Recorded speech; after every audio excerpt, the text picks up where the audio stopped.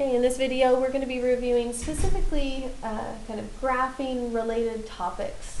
My encouragement as you go through is, because this is supposed to be a review, to watch while the problem is put up, but then to pause the video to try the problem on your own. Make sure you aren't just playing the video straight through, but actually giving yourself a chance to practice on your own without immediately listening to my explanation. When you have an answer then, or are stuck, whichever one comes first, you could restart or start the video again to hear that explanation to see how it's done. Okay? So, the first thing I'm going to ask you is a series of questions related to this graph here. Okay, first I'm going to ask you, where is the function decreasing? Or let me actually be clearer. On what open intervals is the function decreasing? Okay, so pause the video if you're going to give it a shot on your own. Restart it when you are ready. Okay, we are decreasing on this region and this region.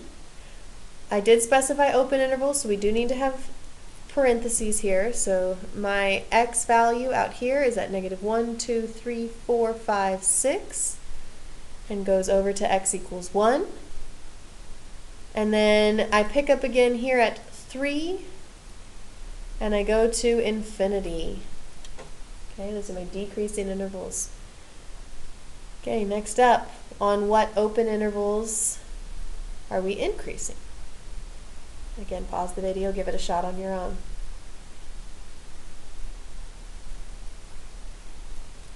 Okay, so we want increasing open intervals, so we're talking parentheses. We are increasing on this region here, which is from x equals 1 to 3, and since we're open, we're doing parentheses. Okay? Next up, go ahead and identify what are the domain and range. Again, pause the video, give it a shot on your own.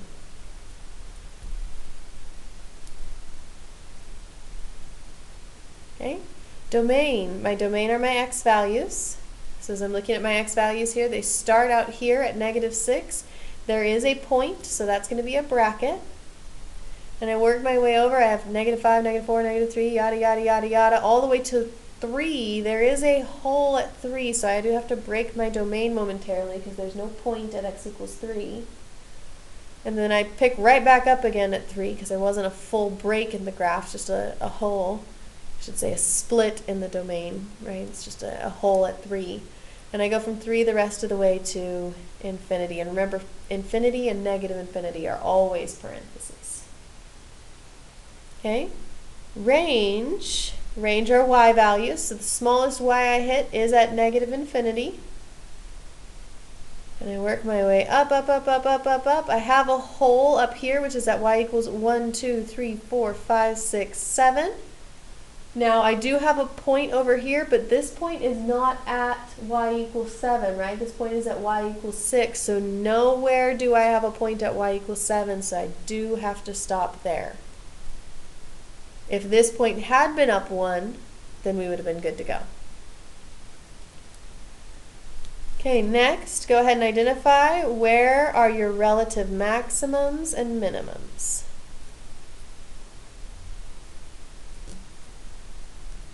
Pause the video, give that a shot on your own. Okay, well I have a minimum, a relative minimum at this point here. Remember, a minimum is the point at which we switch from decreasing to increasing, so at 1, -1. But my maximums, I actually have no relative max. It's very tempting to want to call this point relative maximum, but at that point, I don't actually have a point. That is a hole. And remember the definition of relative maximum, the point at which we change from increasing to decreasing. Okay? Okay, let's go on to another kind of graphing related one here. So we have our f of x and our g of x. I'm going to ask you a series of questions. Let's start with, where does f of x equal 0? Pause the video, give it a shot. Okay, for my y to equal 0, that would mean I need to touch the x-axis, right? Think about like an example coordinate point here. This would be at x equals -4, y equals 0. And so where I touch the x-axis is where my y equals 0. So where does f of x touch the x-axis? It touches at G, some unnamed point, and A.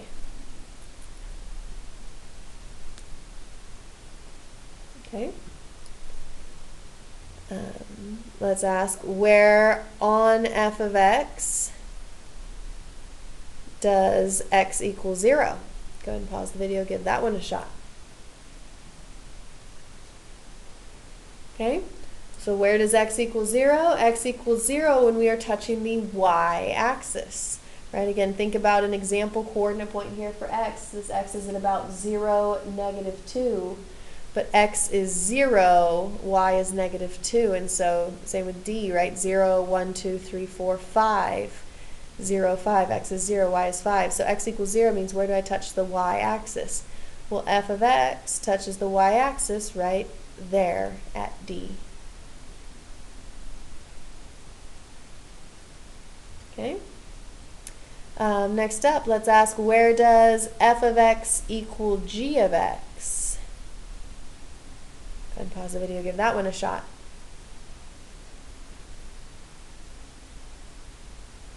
Okay, well, for f of x to equal g of x, which is a similar question to that, is where does f of x minus g of x equal 0? Right, different way of asking the same question. Okay, for them to equal or to subtract and equal 0, they have to touch each other. So where does f and g, where do they meet? Where do they intersect? They intersect here at W, at Q, and at B. So we have 3 points for this one. Okay. Okay, next up, let's ask, where on f of x is f of x less than g of x? Okay, go ahead and pause the video, give this one a shot. Okay, well, for f of x to be less than g of x, f of x needs to be below g of x. So where's my f of x function below g of x? Everything in this region. And what points on f of x are in this region? We've got g, f, and e. And so I have 3 points here, E, F, and G. Okay? Okay, I'm going to spin through those questions again, and this time for g of x. That way, if you struggled on any of these, you're going to get another go. Okay? So here we go. Let's ask, where is g of x equal to 0? Go ahead and pause the video, give it a shot. Okay, for y to equal 0, I want to be touching the x-axis. So where does g of x touch the x-axis? G of x touches the x-axis right here at R. Okay, where on g of x does x equal 0? Go ahead and pause the video, give this one a shot.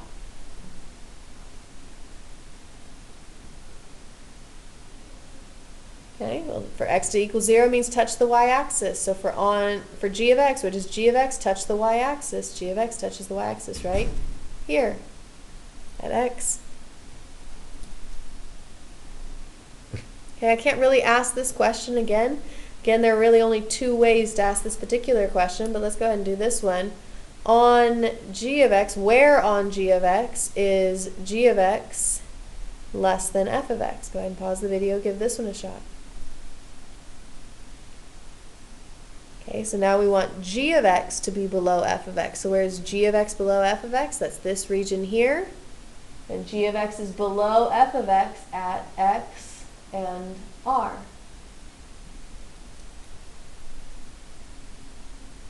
Okay?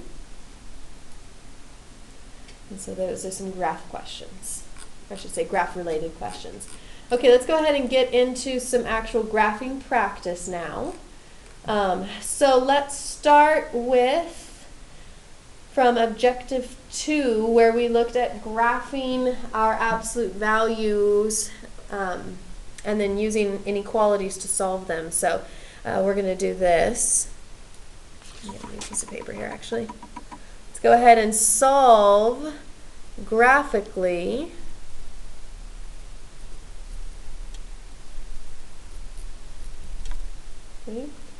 and we are going to figure out where is f of x less than or equal to g of x less than h of x.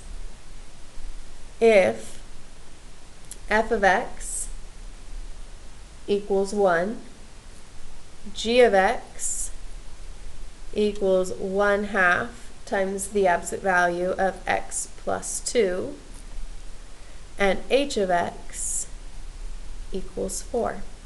Okay, go ahead and pause the video, give this one a shot, restart it when you're ready.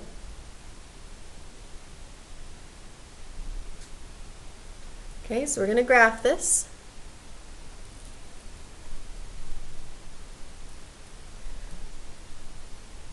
Okay. So we have f of x equals 1, which is a horizontal line right here. We have h of x equals 4, which is a horizontal line up here.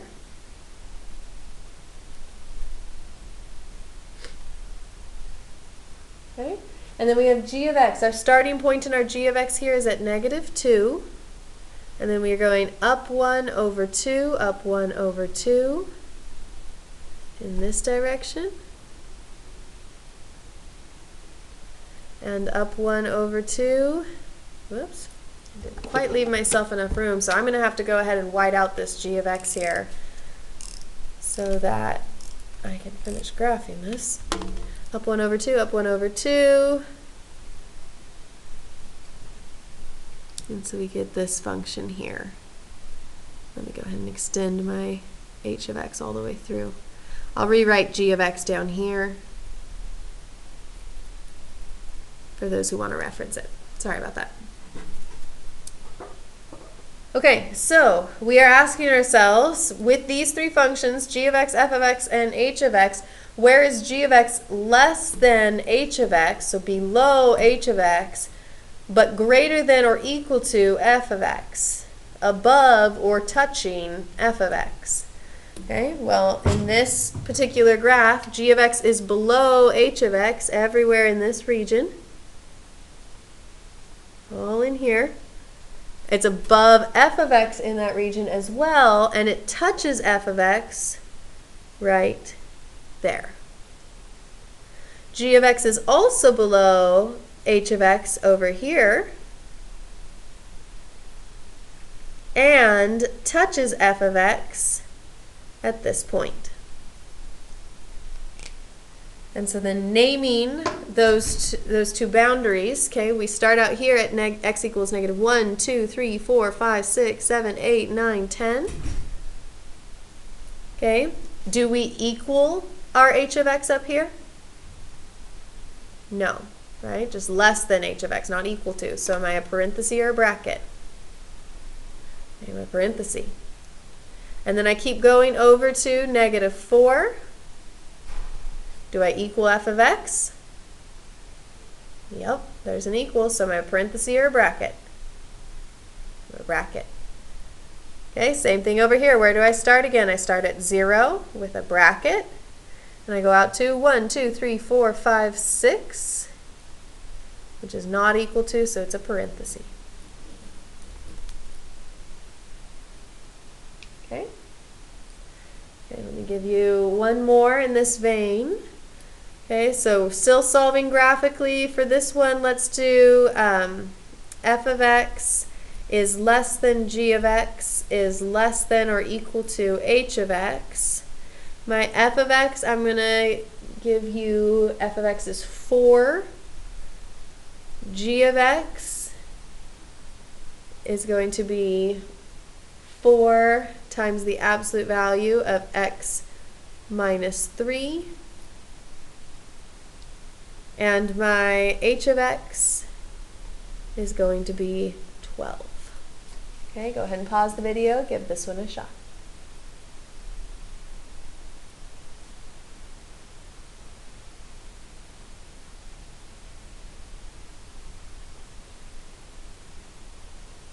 Okay, let's go ahead and check this one. So we've got our function here. So f of x is up here at 4. 1, 2, 3, 4. Okay. So that's f of x. H of x is at 12. 5, 6, 7, 8, 9, 10, 11, 12. So h of x is up here.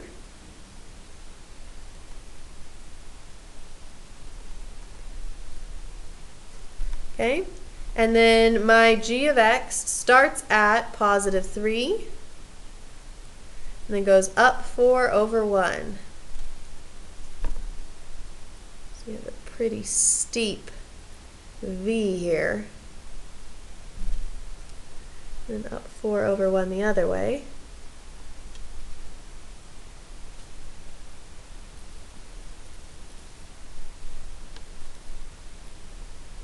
Okay. So the question is, well, where is my g of x greater than f of x, so above f of x, but also less than h of x, or equal to, less than or equal to, meaning below or touching h of x. Okay, well, we touch, g of x touches h of x right here and here, and then we are below h of x, but above f of x on this region here, and this region here. Okay, if I were to name those bounds, it starts at 0. Are we equal at 0? Do we equal h of x? Yes. So are we parentheses or brackets? Brackets. And we go to 2, parenthesis or bracket. No equals, so parenthesis. Pick up again at 4 with another parenthesis for our no equals. And we go to 6 with a bracket. Okay? So there you go.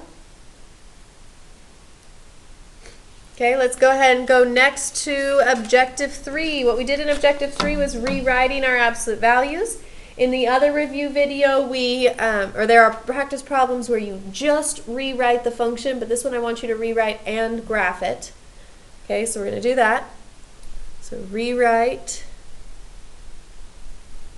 as a piecewise without absolute value bars, and then graph.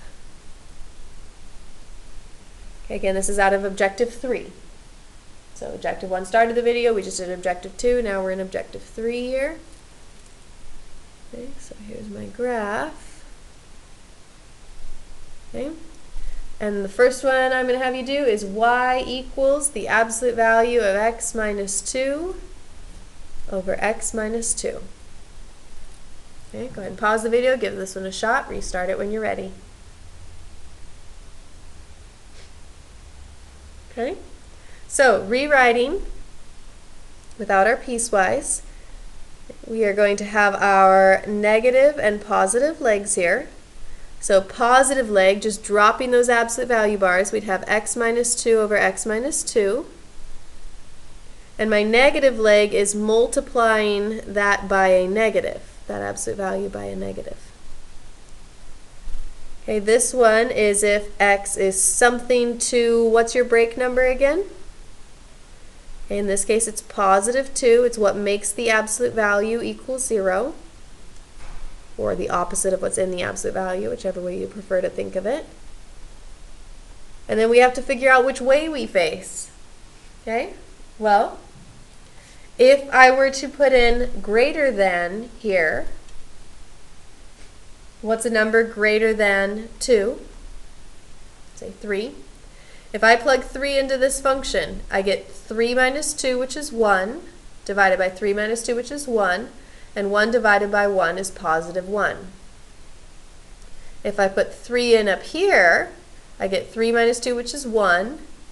Absolute value is 1, divided by 3 minus 2, 1, so 1 divided by 1 is 1. So for both of these, when I plug 3 in, I get 1, and so 3, which is what works with this inequality, is true. And so I know I'm facing the right way. If, say, I had taken 3 and gotten -1 when I plugged it in, but +1 up here, well, then I'd need to flip this sign because 3 wouldn't be true. And so I would have to flip it to fix it. But I know I have it face the right way. It's always good to double check down here. This one would have to face the other way. So say I put in a number less than 2, say 0.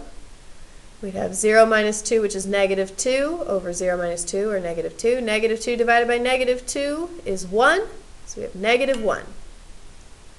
If I plug 0 in up here, we have 0 minus 2, which is -2. Absolute value is 2. 0 minus 2 is -2. 2 divided by -2 is -1. And so I know they match, so I have my sign facing the right way. To finish simplifying this, x minus 2 divided by x minus 2 is 1. Okay, these cancel, leave me with 1. X minus 2 over x minus 2 is 1, and then we have our negative here for the negative leg.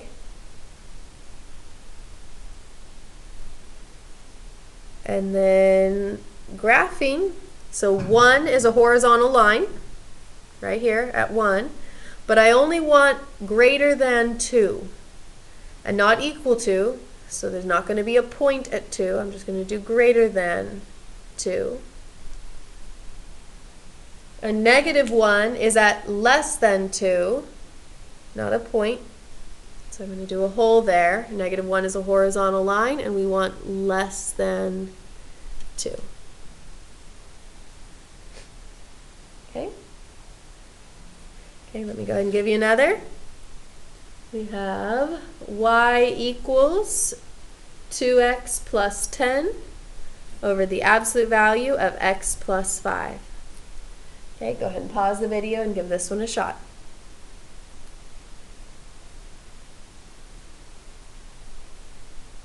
Okay, so rewriting, we have y equals, okay, in this case, I do have a 2 that factors out up top here. So when I do my positive leg, I'm going to do 2 times x plus 10.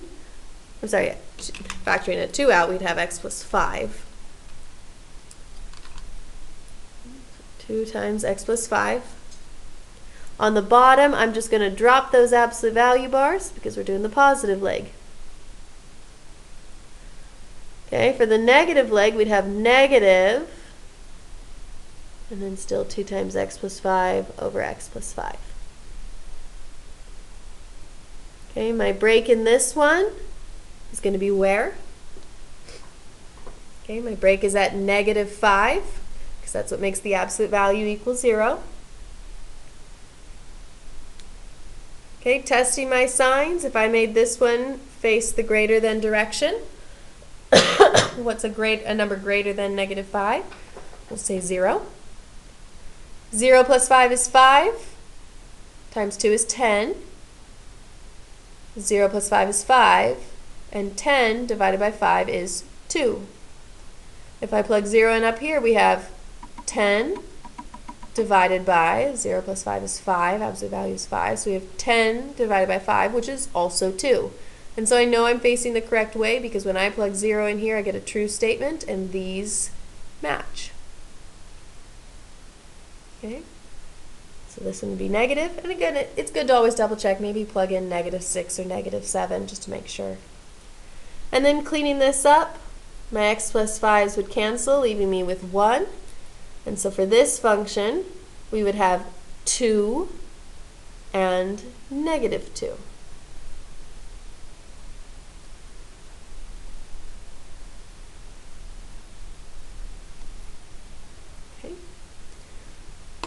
So actually I'm going to scale this because I drew my graph a little as well. Actually, no, let me just draw a new graph. Quick second.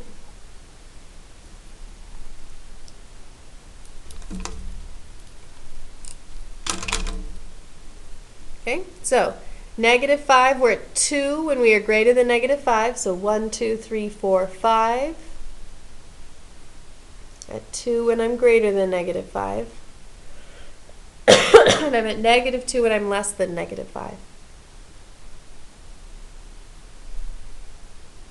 So then there you go. Okay?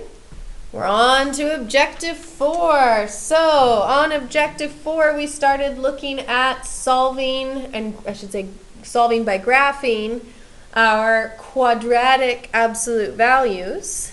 So I'm going to give you a couple of those. I actually have 3 of these prepared. Actually, I'm going to use the bottom of this page here. Save a little bit of paper. So solve by graphing, solve graphically.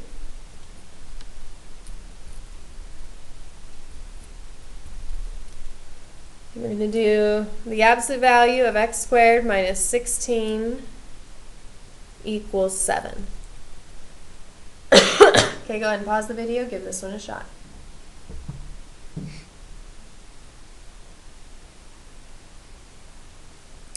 Okay, so graphing this one.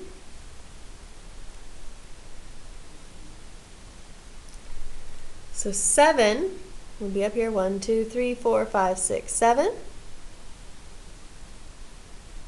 Here's my y equals 7. And then our x squared minus 16, if I were to factor that, this would be x minus 4 times x plus 4. And so my 2 points of my quadratic are going to be 4 and negative 4.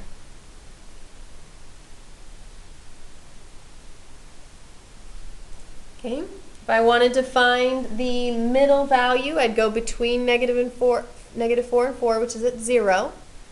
And if I plug 0 in, I get 16. So at 0, my y is up here at 16. 1, 2, 3, 4, 5, 6, 7, 8, 9, 10, 11, 12, 13, 14, 15, 16. Okay, so my u, or my inverted u, is going to go all the way up there.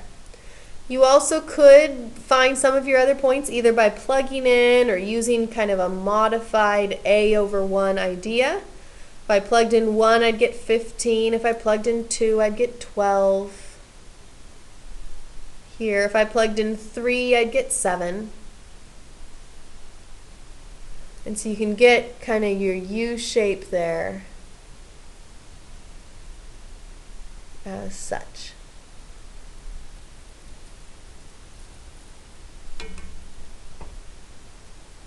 Okay. And then shooting up on the outside, that would be like plugging in 5. We'd have 1 times 9, which is 9. So we'd be up here for the rest of our W.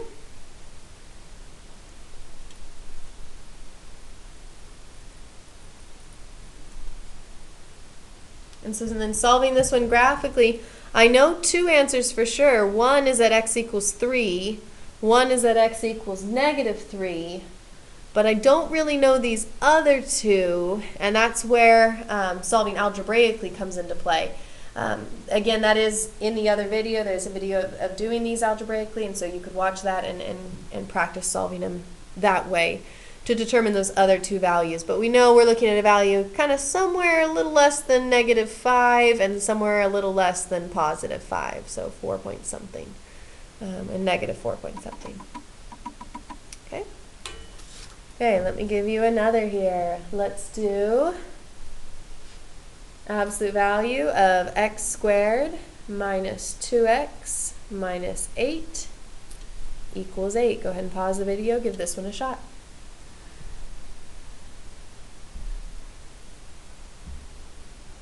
Okay, so solving this one, we've got our 8 here, 1, 2, 3, 4, 5, 6, 7, 8, which is a horizontal line.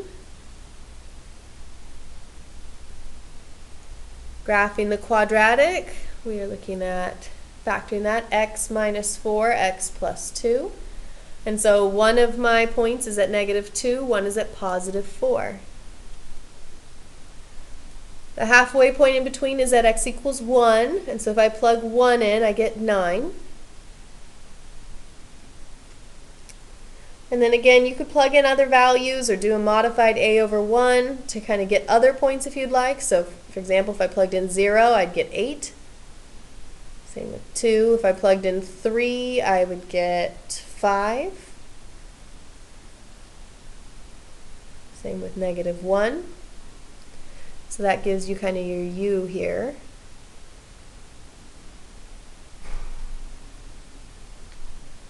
And then if you plugged in, say, positive 5, we would be at 7.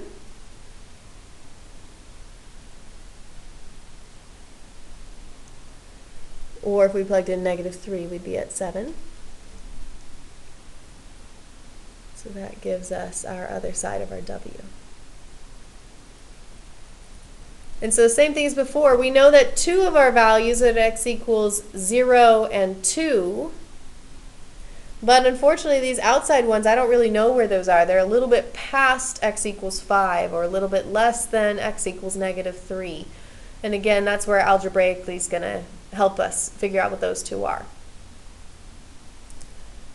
Okay, let's go ahead and do one more here. So what if I gave you absolute value of x squared minus 5x minus 14. And let's do,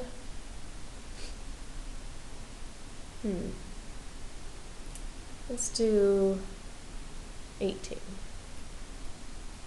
Okay, go ahead and pause the video, give that one a shot.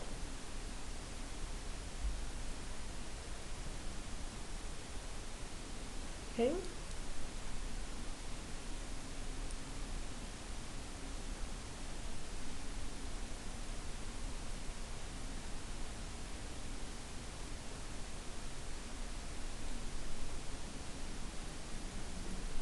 Okay, here we go. So graphing this, x equals 18, or sorry, y equals 18 is up here at 1, 2, 3, 4, 5, 6, 7, 8, 10, 11, 12, 13, 14, 15, 16, 17, 18, all the way up here.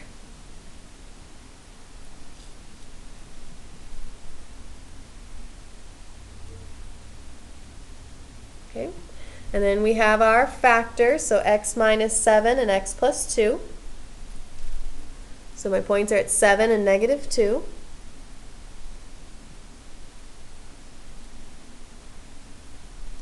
Okay, my halfway point on this one is at 2.5.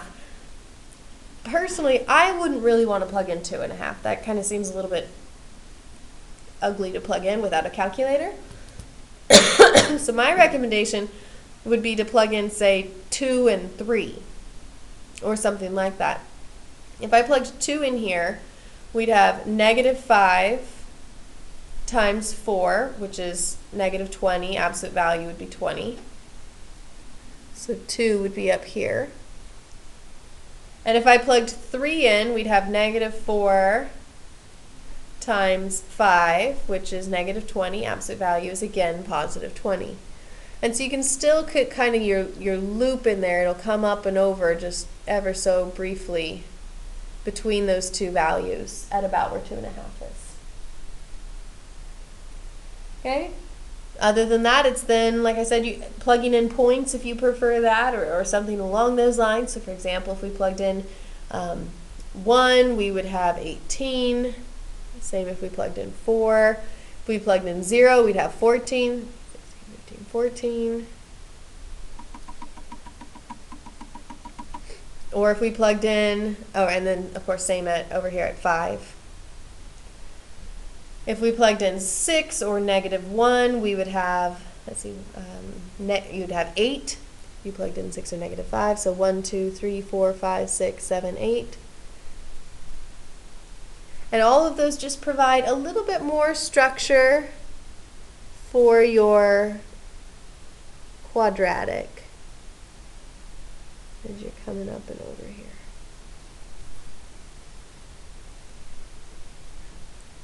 Okay. I do recommend plugging in potentially like one beyond, maybe either the 8 or the negative 3. Obviously that is somewhat your choice, but I recommend it. So plugging in, say, 8, we'd have 64 minus 40, which is 24, minus 14 is 10. So we're up here at 1, 2, 3, 4, 5, 6, 7, 8, 9, 10. And it gives you an aim for that other side of your quadratic. Again, we can very easily find two values. 1 at 1, 1 at 4. A little bit harder to find the ones on the exterior there, and that's again where algebraically is going to kick into play. Okay? Okay, the last bit of graphing. So there was no graphing in Objective 5. Objective 5 was cubic factoring, and that's part of the algebraic review video. But the last part here comes from Objective 6, which was the graphing our inequalities and then naming solutions inside of the shaded region. Okay, so we're going to start here. Two of these. Y is greater than or equal to 3 times the absolute value of x plus 2 minus 5, and y is less than negative 2 times the absolute value of x minus 4 plus 8. Okay, go ahead and pause the video, give this one a shot, restart it when you're ready.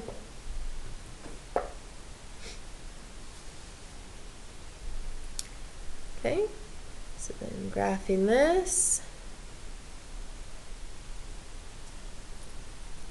Big graph here.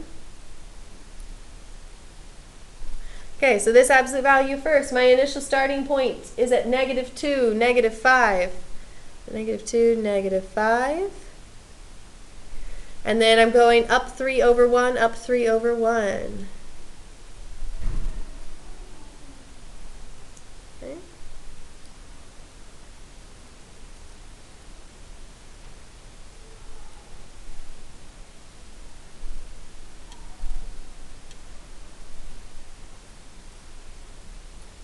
Oh, and then I forgot to say it because I got so focused on graphing, but this one is a solid line because we have the equals, right? If we didn't have an equals, it'd be dashed. Okay? Okay, our other graph, we have our initial point at 4, 8. 3, 4, 1, 2, 3, 4, 5, 6, 7, 8. Okay? And then this one is down 2 over 1, down 2 over 1, down 2 over 1. So down 2 over 1.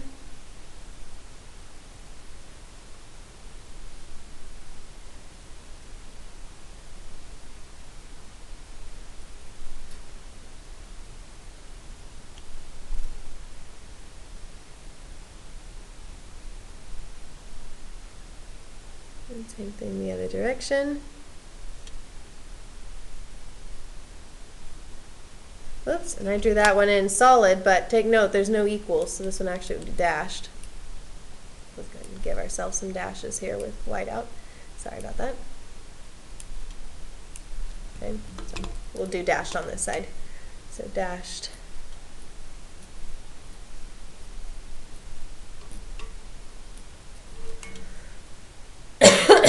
Okay, and then figuring out where your shaded region is. We want to be greater than this absolute value. Our upward facing absolute value means we want to be above this absolute value, but below our negative absolute value, our dashed absolute value, less than, below. And so where am I above my solid one but below my dashed one? It's a very small region here, but it's this region right here, which is above the solid but below the dashed. And so then you would need to name a couple of points in there. So you could work with some kind of fractional ideas. So you could say, for example, x equals negative 2, y equals negative 1, 2, 3, 4 and a half. You could do something like that. Or as a reminder, you actually could answer with the point negative 2, negative 5. Because take a look at where negative 2, negative 5 is. It's on the solid line, so it meets that equals criteria of our solid line, but it is still below the dashed line. And so you could also name negative 2, negative 5. Okay? Okay, I'm going to give you one more of this, and that'll complete our review video for this graphing portion. Okay, let's do y is less than 5 times the quantity of x plus 1 squared minus 3, and y is greater than or equal to 2 to the x minus 7. Go ahead and pause the video and give this one a shot.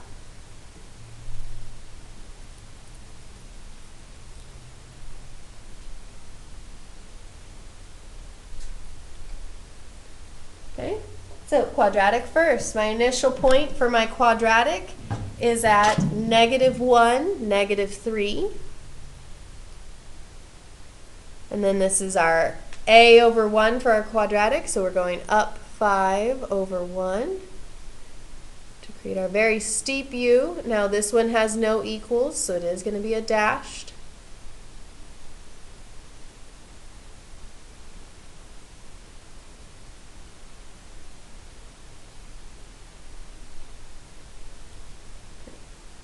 And then our exponential, my initial point is at 0, -7, which remember is an asymptote for my exponential.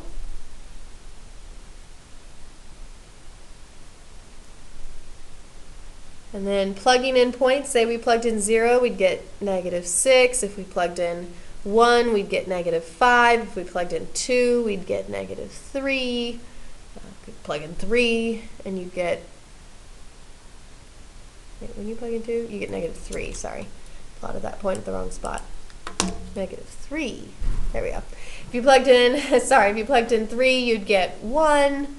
You could even theoretically plug in 4 if you wanted to. That would give you 9. So 1, 2, 3, 4, 5, 6, 7, 8, 9. So it'd be pretty far up here. So you could plug in those values. You also could technically plug in -1, -2, get their values if you'd like. But it gives you this exponential. Our exponential is a solid line because we have the equals. So I'm going to connect it as such.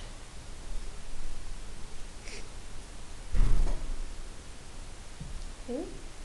And then we want a region that is less than my quadratic, below my quadratic, but greater than my exponential, above my exponential. So where am I below the quadratic but above the exponential? All of this region here. I am below the quadratic but above the exponential. So any point in that region would work. So we could say 1, -2.